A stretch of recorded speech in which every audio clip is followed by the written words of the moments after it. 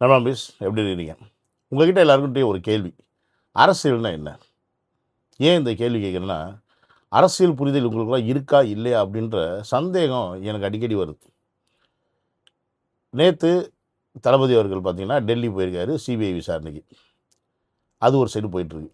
இந்த பக்கம் பார்த்தீங்கன்னா, ஜனநாயகன் படத்த ரிலீஸ் பண்ண விடாம, கேஸ் மேல கேஸ போட்டுக்கிட்டு இருக்காய்ங்க சென்சார் போர்டு. இது ஒரு சைடு போய்க்கிட்டு இருக்கு. இப்ப தமிழ்நாட்டுல பிரதானமா பார்க்கக்கூடிய பிரச்சனை என்னன்னா, இது 2 ஒண்ணு தான். ஸோ, இதனால மற்ற அரசியல் கட்சிகள் என்ன செய்கிறாங்க, ஏது செய்கிறாங்க, என்ன தவறு நடக்குது, தவறு நடக்கலையா அப்படின்றது எதுவுமே தெரியல. எவன் எவன் கூட கூட்டணி பேசுகிறான், எவன் எவன் கூட என்ன செய்ய போகிறான்னு தெரியல. ஸோ மொத்த ஃபோக்கஸையும் திருப்பி தளபதியோட இந்த 2 இஷ்யூஸ் மேலே வச்சுட்டு மற்ற எல்லாத்தையும் திசை திருப்பிக்கிட்டு இருக்கு இன்றைக்கி நம்மளை ஆண்டுக்கிட்டு இருக்க 2 கட்சிகள். ஒன்று திமுக, இன்னொன்று பிஜேபி. இதெல்லாம் நம்ம பசங்களுக்கு புரியுதா புரியலையா அப்படின்லாம் எனக்கு தெரியல. ஆனால் ஒட்டுமொத்த பேரும் இன்றைக்கி ஃபோக்கஸாக எதில் பார்க்குறோம் அப்படின்னா, தளபதியோடைய சிபிஐ விசாரணையும் இந்த ஜனநாயக படத்தை பற்றி. சரி, அஃப்கோர்ஸ் நமக்கு தளபதி தான் முக்கியம். ஸோ தளபதியோட நியூஸ் தான் நமக்கு முக்கியம். அவங்க என்ன பண்ண போகிறார் அப்படின்னு தான் முக்கியம். எனக்கு எல்லார்கிட்டையும் ஒரே ஒரு கேள்வி என்ன, ஒப்பாரி ஏன் வைக்கிறீங்க? ஏன் ஒப்பாரி வைக்கிறீங்க? நிறைய இந்த குரூப்ஸில் பார்க்குறேன், அதுக்கப்புறம் பார்த்தீங்கன்னா கமெண்ட்ஸில் பார்க்குறேன், எல்லோரும் வந்து புலம்புறீங்க. ஏன் புலம்புறீங்க? ஐயோ மனசு கஷ்டமாக இருக்குது, ஐயோ தளபதி மேலே பிரச்சனை கொடுக்குறாங்க, ஐயோ என்ன செய்யறதுனே தெரியல, ஐயோ என்னால் முடியல, எனக்கு ரொம்ப கஷ்டமாக இருக்குது. அரசியல்னா அப்படி தான் இருக்கும், அரசியல்னா அப்படி தான் இருக்கும். இதெல்லாம் தெரிஞ்சு தானே உள்ளே இறங்கியிருக்கார் தளபதி. ஏன் உங்களுக்கு இந்த புரிதல் இல்லை? இல்லை நான் கேட்குறேன், சிபிஐ விசாரணை கூப்பிட்டா உடனே அவரை தூக்கி உள்ளே போட்டுருவாங்க, திகார் ஜெயிலில் போட்டுருவாங்க, களி திங்க விட்டுருவாங்க. இந்த சிபிஐ விசாரணை என்ன படத்தில் காட்டுற மாதிரி சட்டை பேண்ட் எல்லாத்தையும் கழட்டி விட்டுட்டு ஜட்டியோட உட்கார வச்சு விசாரிப்பாங்க அப்படின்னு நினச்சிட்டு இருக்கீங்களா? இல்லை சிபிஐ விசாரணைக்கு தளபதியை கூப்பிடணும் கூப்பிடக்கூடாதா? முதல்ல அந்த பாயிண்ட்டுக்கு யாராவது முதல்ல வாங்க. இப்போ அவரை கூப்பிடணும். ஏன்னு கேட்டிங்கன்னா, அந்த இடத்துல இருந்த எல்லாரையும் விசாரிச்சிருக்காங்க. இந்த நிகழ்ச்சிக்கு சம்மந்தப்பட்ட நபர்கள் எல்லாரையும் விசாரிச்சிருக்காங்க. தமிழக வெற்றி கழகத்துடைய 2ஆம் கட்ட நிர்வாகிகள் எல்லாரையும் விசாரிச்சிருக்காங்க. ஏன்னா இந்த நிகழ்ச்சி ஆர்கனைஸ் பண்ணது அங்கே இருக்க மாவட்ட செயலாளர். அப்போ இவ்வளோத்தையும் பண்ணிவிட்டு இந்த நிகழ்ச்சியை நடத்துகிற அங்கே போய் நின்று பிரச்சாரம் பண்ணிய தளபதியை விசாரிக்கணுமா விசாரிக்கக்கூடாதான்? விசாரிக்கணும்ல. ஸோ விசாரணைனா என்ன? அங்கே என்ன நடந்துச்சு, ஏது நடந்துச்சு, நீங்கள் என்ன பார்த்தீங்க, உங்களுக்கு என்ன மாதிரி இன்ஸ்ட்ரக்ஷன்ஸ்லாம் கொடுத்தாங்க? இப்போ அவங்களோட கேள்வி எப்படி இருக்குன்னா, தமிழக வெற்றி கழகத்திலே 2ஆம் கட்ட நிலைகள் வந்து ஒரு கேள்வி கேட்டு அவங்க ஒரு பதிலை சொல்லியிருப்பாங்க. இப்போ தளபதிக்கிட்டேயும் அதே கேள்வி கேட்கலாம். உதாரணத்துக்கு இப்போ ஆதவர்ஜுனா வந்து ஏதோ ஒரு விஷயத்தை வந்து தளபதிக்கிட்ட சொல்கிறான்னு வச்சுக்கோங்க, சொல்லிட்டேன், இந்த மாதிரி போலீஸ் இன்ஸ்ட்ரக்ஷன் கொடுத்துருக்காங்க, ஸோ நம்ம உடனே கிளம்பணும் அப்படின்னு நான் சொன்னேன்னு வந்து ஆதவர்ஜுனா சொல்லியிருக்காருன்னு உதாரணத்துக்கு சொல்லியிருக்காருன்னு வச்சுக்கோங்களேன். இதே கேள்வி விஜய் அவர்கள்ட்ட கேட்பாங்க, இந்த மாதிரி ஆதவர்ஜுனா வந்து உங்கள்கிட்ட சொன்னார்களா அப்படிங்கும்போது, அப்படி எதுவுமே சொல்லலேன்னு தளபதி சொன்னார்னா அப்போ இங்கே ஒரு முரண்பாடு இருக்குது அப்படின்ற மாதிரி சில விஷயங்களை வந்து அனலைஸ் பண்ணுவாங்க. ஸோ இது வந்து என்னென்னா ஒரு விசாரணை. நம்ம சைடில் இருக்க சாட்சிகளை நம்ம வந்து கொடுக்கறதுக்கும், நம்ம சைடில் இருக்க பதில்களை தர்றதுக்கும் ஒரு இடம். இப்போ இது இல்லை அப்படின்னா நம்ம எங்கே போய் நம்மளுடைய கருத்தெல்லாம் சொல்கிறது, நம்ம எங்கே போய் நம்மளுடைய சாட்சியை கொடுக்கறது அப்படின்ற ஒரு புரிதல் வேணும். அதெல்லாம் புரியாமல் சிபிஐ விசாரணை கூப்பிட்டாங்க, அதை பண்ண போகிறாங்க, இதை பண்ண போகிறாங்க. அவங்க அப்படி தானே கொத்தடிமை டீம்ஸும் நாய் தமிழர் குரூப்ஸும் அப்படி தானே போட்டு கலாய்ப்பாங்க. அதுக்கு நீங்கள் ஏன்டா புலம்புறீங்க? நீங்கள் கெத்தா தில்லா சொல்லுங்கள். இங்கே முக ஸ்டாலின் வந்தார்னு வச்சுக்கோங்க, சாரி மோடி வந்தார்னா எதிரின்னு சொல்லக்கூடிய திமுகவுடைய தலைவர் வெள்ளை பூவையும் வெள்ளை வேட்டி வெள்ளை சட்டை வெள்ளை கொடையெல்லாம் வாங்கிட்டு போய் வரவேற்பார். ஆனால் நேற்று தளபதி எப்படி என்ன கலரில் போனார்? கருப்பு கலர் ட்ரெஸ்ஸில் போனார்.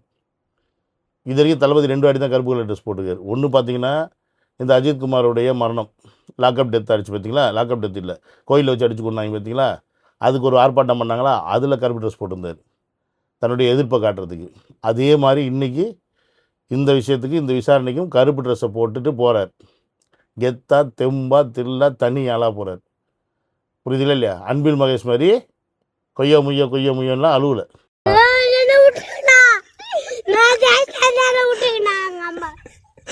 ஒன்றும் பண்ண மாட்டாங்கடா, காரில் எடுத்துன்னு போவாங்க.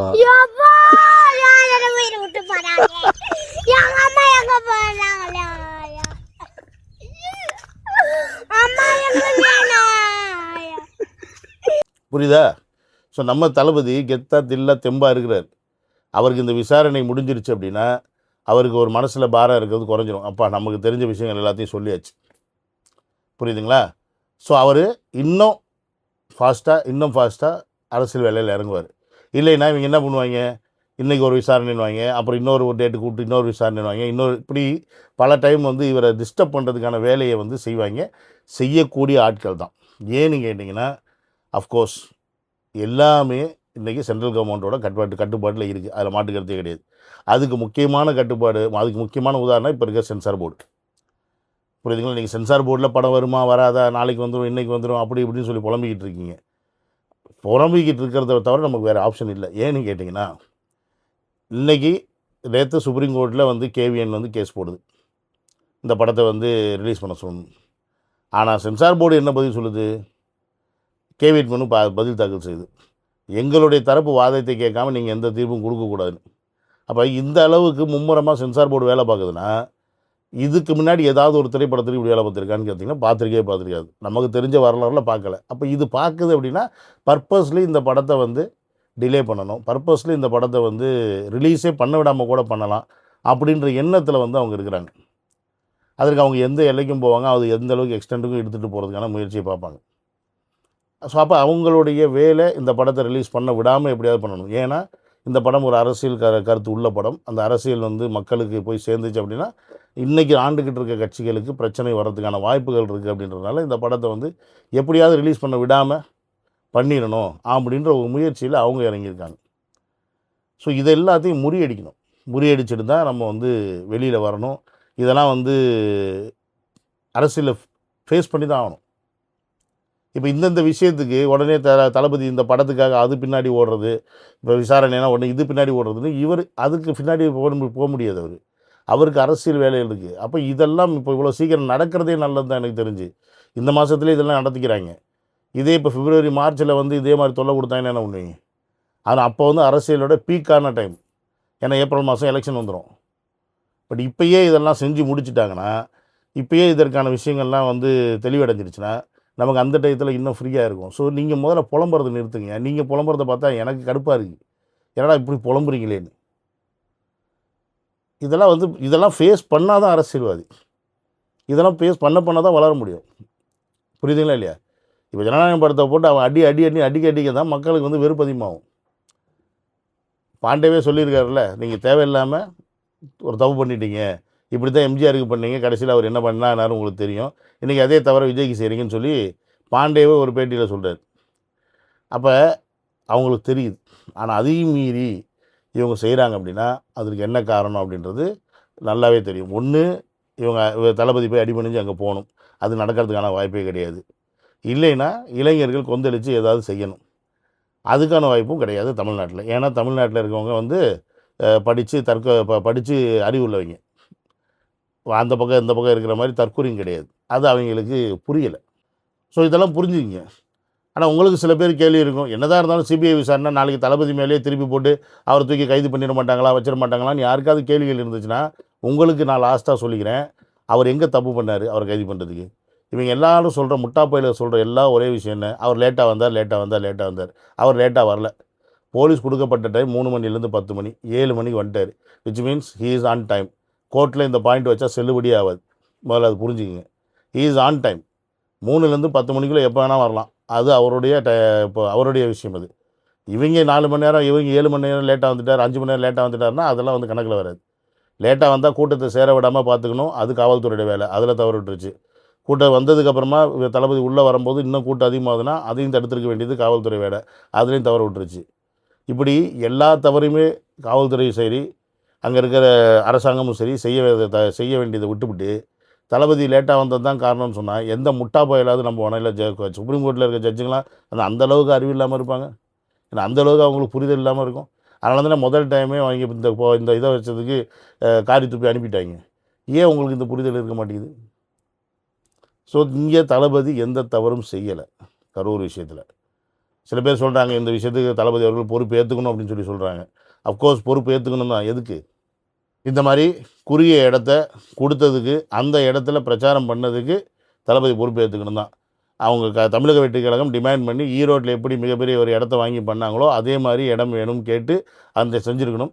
அந்த ஒரு தவறை வந்து தமிழக வெற்றிகளும் செஞ்சிருச்சு. திருச்சியிலேருந்து கண்டினியூஸாக பார்க்குறாங்க.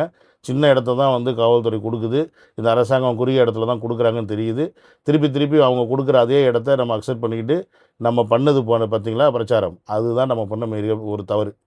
அந்த தவறுதனால தான் இப்போ நம்மளை இவங்க ஈஸியாக வச்சு செஞ்சுட்டாங்க. ஸோ இது மட்டும்தான் தமிழக வெற்றிக் கழகம் கொஞ்சம் கேர்ஃபுல்லாக ஹேண்டில் பண்ணியிருக்க வேண்டிய விஷயம். மற்றபடி அங்கே கூட்டம் வந்தது, அந்த கூட்டத்தில் நடந்த சம்பவம், அதில் நான் கல்லை தூக்கி போட்டது, செருப்பை தூக்கி வீசினது, இன்னும் ஏகப்பட்ட விஷயங்கள் இருக்குது. அதாவது என்ன மாதிரி ஆட்களுக்கு அங்கே என்ன நடந்துச்சுன்னு 1008 விஷயம் வந்து ஷேர் ஆகிருக்கு. அதனால் நம்ம வந்து பப்ளிக்காக இங்கே ஓப்பனாக சொல்ல முடியாது. பர்சனலாக நான் சொல்கிறேன். புரியுதுங்களா? ஸோ அப்போ தளபதி அந்த இடத்துல இருக்கிறாருன்னா, ஸோ அங்கே அவங்களுக்கு எவ்வளோ ஷேர் ஆகிருக்கும். இந்த 40 குடும்பத்தை தளபதி மீட் பண்ணியிருக்காரு. அவங்க எவ்வளோ விஷயம் ஷேர் பண்ணியிருப்பாங்க. அந்த விஷயத்தில் வந்து எப்படி யார்கிட்ட போய் சொல்ல முடியும்? சிபிஐட்ட தான் சொல்ல முடியும். ஸோ இப்போ மிகப்பெரிய ஒரு சப்போர்ட் தான் தளபதிக்கு. ஸோ அப்போ இங்கே எங்கேயுமே தளபதி வந்து தவறு பண்ணலை. இவங்க போர்ட்ரே பண்ணுறாங்கன்ற ஒரு காரணத்துக்காக நீங்கள் எல்லாம் வந்து ஐயோ இப்படி ஆயிருமோ அப்படி ஆயிருமோ புலம்புறதை நிறுத்திட்டு ஃபோக்கஸ் ஆன் பாலிடிக்ஸ். என்ன நடக்குது பாருங்கள். இந்த கேப்பில் திமுககாரன் என்ன பண்ணுறான், இந்த கேப்பில் அதிமுககாரன் என்ன பண்ணுறான், இந்த கேப்பில் வேறு எவனாவது என்ன கோழி முட்டி விட்டுருக்காங்க, என்ன மாதிரியான விஷயங்கள் நடக்குதுன்னு பார்த்து அதை அடிங்க.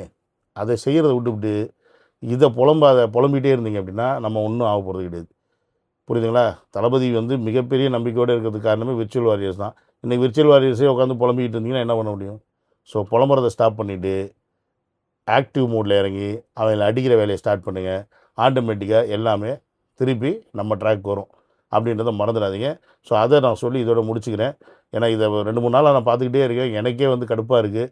ஏன்னா இப்படி புலம்பிக்கிட்டு இருக்கீங்களேன்னு. ஸோ அதனால தான் இந்த video. See you on another video. Love you. Take care. Bye bye.